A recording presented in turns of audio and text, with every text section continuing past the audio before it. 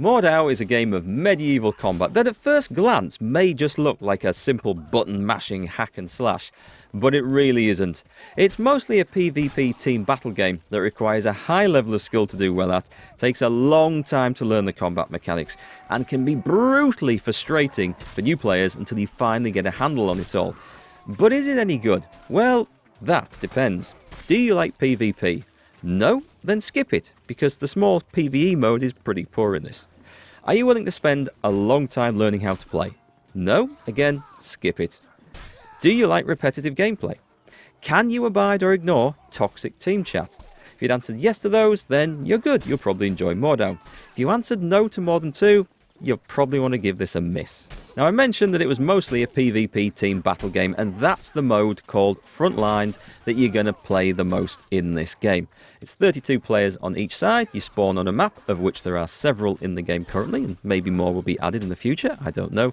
And you rush to meet in the middle, but it's controlling the objectives along the way that is the most important. Yes, you score points for killing enemies, or rather, the enemy team loses points for dying, but it's the control of the objectives which is going to affect your personal score and the rewards at the end of the battle most. So fighting for those is good, and trying not to get killed is quite good as well.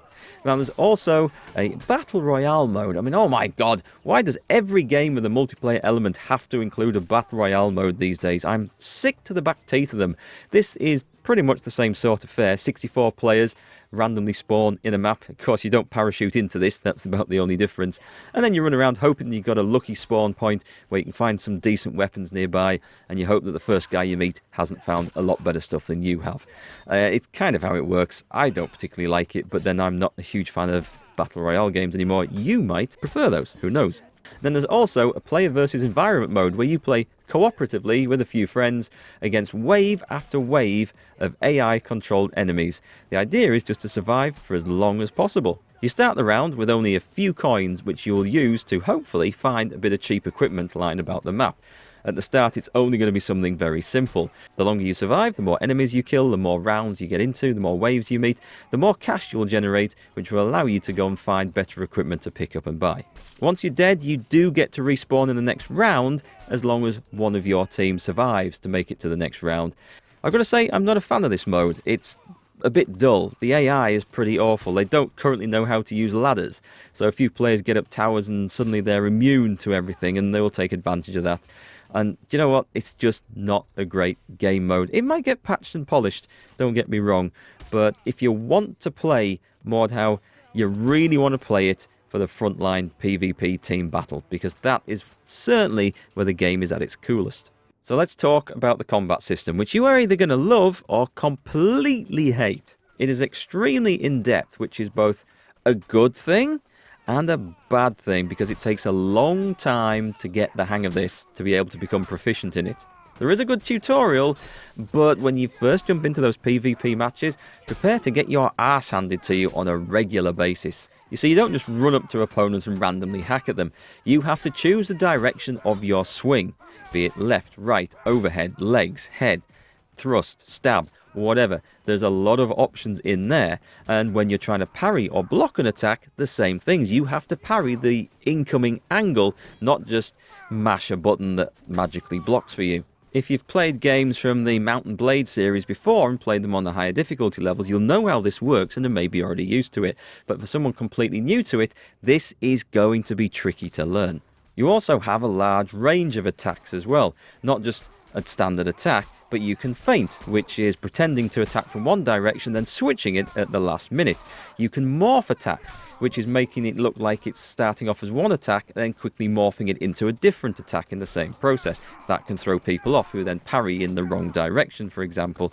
And you can chamber your opponent's attack, which is attacking in exactly the same direction as they're coming from with the same type of attack, just after they've started theirs, and yours beats it. And it's complex, and if you pull any of these off as a new player, it's going to be down to luck more than good management. Most weapons also have an alternative grip mode, which you can use to maybe carry the sword by the blade and then bash people to death with the handle. Or if you're using a long reach weapon like a spear or a poleaxe, it normally brings it into a shorter grip for closer range fighting. All this allows for quite a variety of attacks. It allows for difficulty in defending, and it allows for player skill to usually be the determining factor in whether you beat someone or not. And that can be a good thing, because having a high skill cap game is good for the skilled players. But at the same time, it can be extremely frustrating for new players who will continually get beaten and beaten and beaten until they do manage to pick up the way the game works. For instance, I only own the game about 3 days at this point, and I've already rage uninstalled it twice thinking it's not for me, but I forced myself to reinstall it and try and learn to get better through watching some guides on YouTube and other stuff. And I can say that as you play it more, as you learn more, it does come easier to you. You do get the hang of it. You start to understand when you die, why you died, and what happened and what you could have done better. And that first time that you actually have a positive kill to death ratio, it feels really rewarding. But oh boy, does it take some practice to learn. So that's a good thing or a bad thing, depending on your point of view and depending on your willingness to put time into just getting better and learning how the game works. Controls for the attack directions, by the way, you can either use the mouse or you can keybind, depending on how many fingers you've got and how far you can reach. Lots of different attacks to different keys, so there are options there for whatever your preference is. And it's not just melee weapons as well. There's some ranged weapons in the game, crossbows and a couple of bows. There's also some grenades, fire pots and smoke grenades. I don't know if smoke grenades were a medieval thing. I don't really see why they would be, but they're in the game and can be used. You can also use a catapult to push up to help bombard enemy positions, or stationary ballista on some of the towers if you're defending castles. And there's also mounted combat in the game. Each side has a limited number of horses. They do respawn if they die, but not everybody can have a horse. And charging around on a horse is actually good fun. You can trample your opponents to death. You can just charge the horse through a crowd of enemies. You can pick up a lance and go jousting. It's different. Trying to hack an enemy off a horse that's moving at speed takes some doing, because you have to time your swing just right so it connects as they go past you. And also, if they bump you, if you get too close, well, that's going to knock your attack off anyway. But it's a different element to the game. It's pretty good. They're annoying. When people get in a horse, it can be annoying to take down, but I wouldn't say it's overpowered, or it's certainly not a problem. Now, in a game like this, with so many different weapon types and armor types that you can utilize, anytime you jump into a battle, you have to select a loadout for your character to use. In fact, there are some preset loadouts in different what look like character classes: Huntsman, the Protector, the Footman, etc, etc. But better than utilizing those, which you can play them to test out different weapons, but far better than that, you can create your custom mercenaries, and it's actually better to do this. Any character that you create has 16 points to spend, be it on gear, armor, or perks, and the preset ones don't have any perks, and some of the perks are extremely useful. One that I would recommend every new player to get when they create a custom mercenary is the friendly perk. That reduces the friendly damage you inflict and take by 50%. Yes, folks, there is friendly fire and friendly damage in this game. If you go wading into a big melee and start swinging your halberd around and it connects with friends, it's gonna do damage to them. So I'd highly recommend taking the friendly perk. One of the biggest killers in the team battles is actually your own team. A noob with a two-handed weapon is dangerous to both friend and foe. Now, those 16 character points can be spent on any type of armor or weapon available in the game, but they won't all be available to you at the start. You also have rank progression, and every time you play a match, you gain a little bit of XP at the end based on how well you did, how much damage you did, how many points you scored, etc, etc. But new players have nothing to worry here, because higher ranked players don't have access to more perks, or they don't get more points to spend on their characters. They only have access to different weapon types that they've unlocked. Graphics wise, I've got to say, it doesn't look anything special for 2019.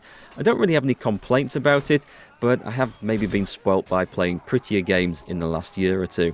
Having said that, simpler graphics should lead to better performance on most people's computers, and in a game like this, which requires low input lag, high frame rates, it's PvP after all, that should be the key element. It's certainly quite functional, it works quite well. Sound is also pretty good. There's lots of nice crunching hits, there's clangs and chings as things bounce off armor, and as you manage to parry and deflect a blow. That's all pretty good. Performance, I didn't have any issues with performance on my machine, but I've got to say, it does feel like it pushes it quite hard, because the fans don't half blow when this thing's running, even when you're just sitting in the lobby. Okay, on to problems with the game, and unfortunately, there are a few. A lot of players have been complaining that the maps are badly balanced. You see, the red team and the blue team have fixed spawns on each map. And when you load into a game, a lot of people will be saying, oh, we've got to go red team on this one, the blue team have it too hard. I don't know how true this is. My own skill in the game has not really allowed me to say I lost that one because I was on the wrong side, but a lot of people are complaining about that. The game will be patched and looked at in coming months, so things like this and the following problems might be patched out, so do bear that in mind. There's also some weapons that feel a little bit unbalanced and some that might feel a little bit underpowered. This is largely down to player skill and player preference, however. A lot of the weapons, certainly all the ones I tried, they do seem to be quite viable, but you do need to learn the best tactics and how they work and how to play with them. They have different attack speeds, different abilities, different reaches, and then you've got the different grips. Yeah, there's a lot of combinations of things to play with here.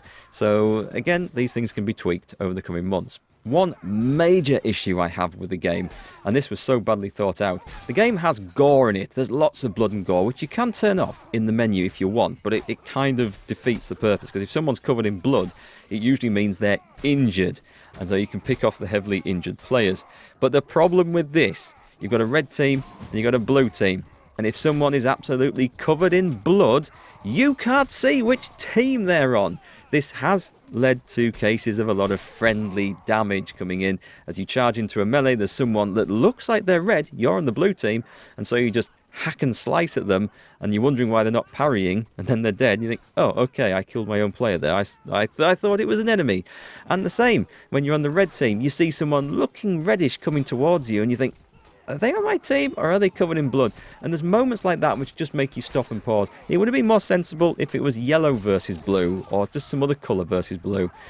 But that is definitely an issue. You can turn it off, but again, you're giving yourself a bit of a disadvantage if you do that.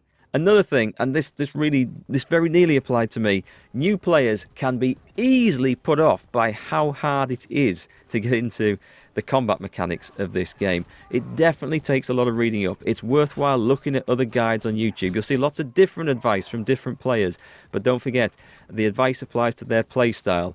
There's lots of viable playstyles and viable weapons and viable techniques, so bear all this in mind. But it all means that for a new player, there's a lot to take in. And when you jump into those battles and you can't seem to do any damage, your opponents seem to block or counter every attack you make, and then you get your head hacked off in one hit, and you think, oh my god, this is unfair, this is ridiculous.